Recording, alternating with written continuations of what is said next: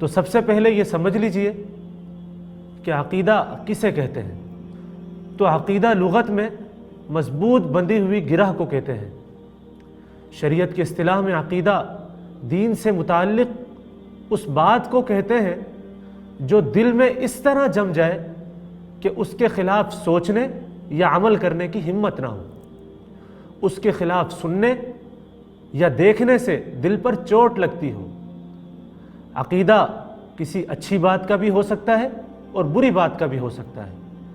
مثال کے طور پر اسلام کے علاوہ اور بھی بہت سارے مذاہب ہیں جن کے اپنے اپنے عقائد ہیں اور وہ ان کے اوپر سختی سے عمل کرتے ہیں اور ان کے خلاف کسی قسم کا عمل برداشت نہیں کرتے۔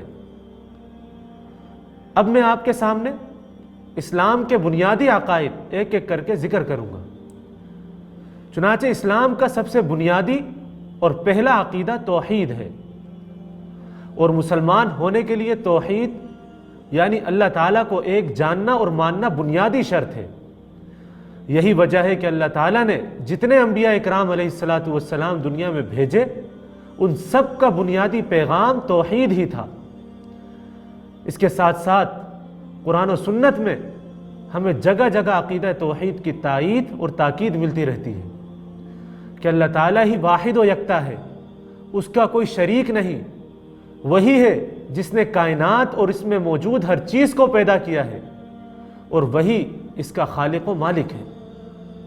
اگر ہم غور کریں تو اللہ تعالیٰ نے پوری کی پوری توحید قرآن کریم میں سورہ اخلاص کے اندر بیان فرما دی ہے۔ چنانچہ اللہ تعالیٰ فرماتے ہیں قُلْ هُوَ اللَّهُ أَحَدٌ اللَّهُ الصَّمَدُ لَمْ يَلِدْ وَلَمْ يُولَدْ وَلَمْ يَكُنْ لَهُ كُفُوًا أَحَدٌ۔ اس کا ترجمہ یہ ہے کہ اے پیغمبر کہہ دیجئے کہ وہ ذات پاک جس کا نام اللہ ہے وہ ایک ہے، معبود برحق جو بے نیاز ہے، نہ کسی کا والد ہے اور نہ اس کا کوئی بیٹا اور اس کا کوئی ہمسر نہیں۔ اس مختصر سی صورت میں اللہ تعالیٰ نے یہ بات بیان فرما دی ہے کہ اللہ تعالیٰ یکتا ہے اور اکیلا ہے، اس کی ذات کے اندر کوئی شریک نہیں ہے، نہ اس کی صفات کے اندر کوئی شریک ہے، نہ اس کی ذات کے اندر کوئی شریک ہے، نہ وہ کسی کی اولاد ہے نہ اس کی کوئی اولاد ہے، وہ اکیلا ہے اور اکیلا ہی اس پوری کائنات کے نظام کو چلا رہا ہے۔ تو اس کا مطلب یہ ہوا کہ جب ہر چیز کا مالک اور خالق اللہ تعالیٰ ہی کی ذات ہے تو پھر ہمیں بھی کوشش کرنی چاہیے کہ ہماری پوری کی پوری زندگی کی ایک ایک سانس اسی خالق و مالک کے حکم کے مطابق گزرے۔ تو یہ عقیدہ توحید مسلمانوں کا سب سے پہلا اور بنیادی عقیدہ ہے۔ مسلمانوں کا دوسرا عقیدہ یہ ہے کہ فرشتے اللہ تعالیٰ کی مخلوق ہیں جن کو اللہ تعالیٰ نے نور سے پیدا فرمایا ہے۔ مسلمانوں کا ایمان ہے کہ جس طرح اللہ تعالیٰ نے انسانوں کو پیدا کیا ہے اسی طرح اللہ تعالیٰ نے فرشتوں کو بھی پیدا کیا ہے، لیکن فرشتے صرف اسی کام کو انجام دیتے ہیں جو اللہ رب العزت نے ان کو دیا ہے یا جس کی ذمہ داری اللہ تعالیٰ نے ان پر لگائی ہے۔ ان کی مرضی یا چاہت کا اس میں کوئی عمل دخل نہیں ہوتا اور نہ وہ اللہ تعالیٰ کے حکم کی خلاف ورزی کرتے ہیں۔ فرشتوں کی اصل تعداد تو اللہ تعالیٰ کے علم میں ہے، لیکن کچھ فرشتے ایسے ہیں کہ جن کے نام قرآن و حدیث میں ذکر کیے گئے ہیں اور اس کے ساتھ ساتھ ان کی ذمہ داریوں کو بھی ذکر کیا گیا ہے۔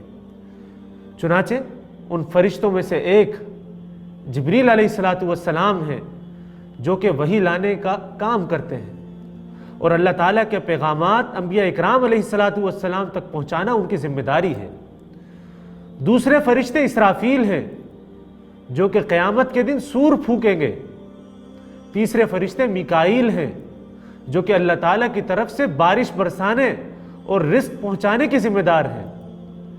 چوتھے اور پانچویں فرشتے منکر اور نکیر ہیں جو انسان کے مرنے کے بعد قبر میں ان کی روحوں سے ان کے ایمان اور ان کے عمل کے بارے میں سوال کریں گے۔ چھٹے فرشتے عزرائیل ہیں جو کہ انسانوں کی روح قبض کرتے ہیں۔ ساتویں اور آٹھویں فرشتے کرامن کاتبین ہیں یہ دو فرشتے ہیں جو ہر انسان کے دائیں اور بائیں کندھوں پر بیٹھے ہوئے ہیں اور ان کی ہر اچھی بری بات کو نوٹ کرتے ہیں۔ 9 فرشتے مالک ہیں جو کہ جہنم کے داروغہ ہیں، جہنم کے نگہبان ہیں۔ 10ویں فرشتے رضوان ہیں جو کہ جنت کے دروازے کے اوپر موجود ہیں۔ تو یہ چند فرشتے ہیں جن کا ذکر اللہ تعالیٰ نے قرآن کریم میں اور آپ صلی اللہ علیہ وسلم نے احادیث میں ان کا ذکر فرمایا ہے۔ تو یہ چند ان فرشتوں کا ذکر تھا جن کا ذکر قرآن و حدیث میں ہمیں ملتا ہے۔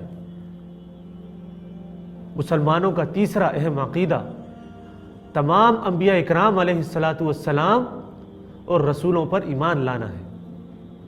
مسلمانوں کا یہ عقیدہ ہے کہ تمام انبیاء اللہ تعالیٰ کے برگزیدہ بندے اور ان کے فرما بردار تھے، کہ وہ خود بھی حق پر تھے اور ان کی لائی ہوئی شریعت بھی حق تھی۔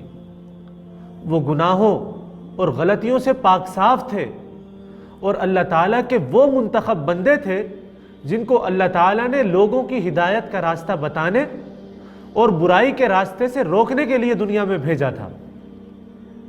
یہ بھی ذہن میں رکھیے کہ نبوت کا عہدہ یہ وہ عہدہ ہے جو اللہ تعالیٰ اپنی مرضی سے جس کو چاہتے ہیں عطا کرتے ہیں، کوششوں سے یا مذہبی مراقبوں سے اس کو حاصل نہیں کیا جا سکتا۔ تو جتنے بھی انبیاء اکرام علیہ السلام اللہ تعالیٰ نے دنیا میں بھیجے، ان سب کا کام لوگوں کو پیغام ہدایت دینا تھا اور انہیں یہ بتانا تھا کہ ان کی زندگی کا مقصد کیا ہے اور اللہ تعالیٰ نے انہیں کیوں پیدا فرمایا ہے، یہاں تک کہ یہ نبوت کا سلسلہ چلتا رہا اور نبی کریم سرکار دو عالم صلی اللہ علیہ وسلم پر آ کر یہ سلسلہ ختم ہو گیا، اور اب آپ صلی اللہ علیہ وسلم کے بعد دوبارہ کوئی نبی پیدا نہیں ہوگا، اور آپ کی جو تعلیمات ہیں وہ قیامت تک کے آنے والے لوگوں کے لیے سراپا ہدایت ہے، اور اللہ تعالیٰ کے نزدیک وہی لوگ کامیاب ہوں گے جو آپ صلی اللہ علیہ وسلم کی سنت کو تھامے ہوئے ہیں۔ تو یہ انبیاء اکرام علیہ السلام سے متعلق مسلمانوں کا تیسرا عقیدہ تھا۔ اللہ تعالیٰ کی نازل کردہ آسمانی کتابوں پر ایمان لانا مسلمانوں کا چوتھا عقیدہ ہے۔ مسلمان اس بات پر یقین رکھتے ہیں کہ اللہ تعالیٰ نے مختلف انبیاء اکرام علیہ السلام پر مقدس کتابیں اور صحیفے نازل فرمائے ہیں۔ اگر کوئی شخص ان میں سے کسی ایک کا بھی انکار کر دیتا ہے تو وہ مسلمان نہیں رہتا۔ چنانچہ اللہ تعالیٰ نے مختلف انبیاء پر مختلف صحیفے نازل کیے، لیکن ان میں سے 4 صحیفے بہت زیادہ مشہور ہیں۔ نمبر 1 تورات جو حضرت موسیٰ علیہ السلام پر نازل ہوئی، نمبر 2 انجیل جو حضرت عیسیٰ علیہ السلام پر نازل ہوئی، نمبر 3 زبور جو حضرت داؤد علیہ السلام پر نازل ہوئی، اور نمبر 4 قرآن کریم جو آقائے دو عالم محمد عربی صلی اللہ علیہ وسلم پر نازل ہوا۔ مسلمانوں کے عقائد میں سے ایک اور عقیدہ تقدیر پر ایمان ہے، یعنی دنیا میں جو کچھ ہوتا ہے اور بندے جو کچھ کرتے ہیں، چاہے وہ نیکی ہو یا بدی، وہ سب اللہ تعالیٰ کے علم کے مطابق ہوتا ہے، اور جو کچھ ہونے والا ہے وہ سب اللہ تعالیٰ کے علم میں ہے اور اس کے پاس لکھا ہوا ہے۔ لیکن یہ بات بھی یاد رہے کہ اللہ تعالیٰ نے اپنے بندے کو عمل کرنے کا اختیار دیا ہے، مجبور کر کے پیدا نہیں کیا کہ اس نے یہی کام کرنا ہے۔ مثال کے طور پر میں آپ کے سامنے بات کر رہا ہوں کہ اللہ تعالیٰ نے مجھے بولنے کا اختیار دیا ہے، اگر میں چاہوں تو اس اختیار کو استعمال کر کے خاموش بھی ہو سکتا ہوں۔ اسی طریقے سے ہم دنیا میں بہت سارے کام دیکھ رہے ہوتے ہیں جو ہمارے اختیار میں ہوتے ہیں، اگر ہم ان کو کرنا چاہیں تو کر سکتے ہیں، اگر نہ کرنا چاہیں تو اس کا اختیار بھی اللہ تعالیٰ نے ہمیں دیا ہوتا ہے۔ اس کا مطلب یہ ہے کہ بے شک اللہ تعالیٰ نے ہماری تقدیر لکھی ہے، لیکن اس نے ساتھ یہ اختیار بھی دیا ہے کہ ہم چاہیں تو اچھے اعمال اختیار کریں، چاہے تو برے اعمال اختیار کریں، لیکن ساتھ میں یہ بھی بتا دیا کہ جو لوگ اخلاص کے ساتھ نیک اعمال کریں گے وہ اللہ کے قریب ہوں گے۔ اور دوسری بات کہ اگر کوئی شخص یہ کہتا ہے کہ جب تقدیر لکھی جا چکی ہے تو اعمال کرنے کا کیا فائدہ، تو اس کا جواب یہ ہے کہ بے شک ہماری تقدیر لکھی جا چکی ہے، لیکن ہمیں یہ نہیں پتا کہ ہماری تقدیر میں کیا لکھا ہے، اس لیے یہ سوچ کر کہ تقدیر لکھی جا چکی ہے نیک عمل نہیں چھوڑنا چاہیے۔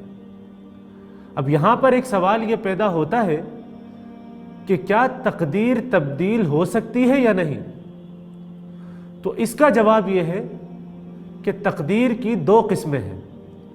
ایک قسم وہ ہے جو کہ تبدیل ہو سکتی ہے، دوسری قسم وہ ہے جو کہ تبدیل نہیں ہو سکتی۔ تو جو تقدیر تبدیل ہو سکتی ہے اس کا نام ہے تقدیر معلق، اور جو تقدیر تبدیل نہیں ہو سکتی اس کا نام ہے تقدیر مبرم۔ تقدیر معلق یہ وہ تقدیر ہے جو کہ تبدیل ہو سکتی ہے لیکن کسی چیز کے ساتھ موقوف ہوتی ہے، کنڈیشنل ہوتی ہے۔ مثال کے طور پر کوئی شخص اپنے گھر سے باہر نکل رہا تھا، اس کی تقدیر میں یہ لکھا تھا کہ جب یہ اپنے گھر سے باہر نکلے گا تو اس کے ساتھ یہ حادثہ پیش آ جائے گا، لیکن اس نے گھر سے نکلنے سے پہلے صدقہ خیرات کر دیا، تو اس کی وجہ سے جو حادثہ اس کے ساتھ پیش آنا تھا وہ اس صدقے کی وجہ سے اللہ تعالیٰ نے ہٹا دیا۔ تو یہ تقدیر معلق جو کہ صدقہ دینے کی وجہ سے ٹل گئی۔ تقدیر کی دوسری قسم تقدیر مبرم ہے جو کہ تبدیل نہیں ہو سکتی۔ مثال کے طور پر انسان کی موت ہے، بچے کی پیدائش ہے، یا یہ کہ بارش کب ہوگی، یہ وہ تقدیریں ہیں جو کہ تبدیل نہیں ہو سکتی، اور ان کا علم صرف اور صرف اللہ تعالیٰ کے پاس ہے۔ تو یہ مسلمانوں کے چند بنیادی عقائد ہیں جن پر ایمان لانا ضروری ہے۔ اگر کوئی شخص ان میں سے کسی ایک عقیدے کا بھی انکار کرتا ہے تو وہ مسلمان نہیں رہے گا۔ اللہ تعالیٰ سے دعا ہے کہ ہمیں ایمان کامل عطا فرمائے۔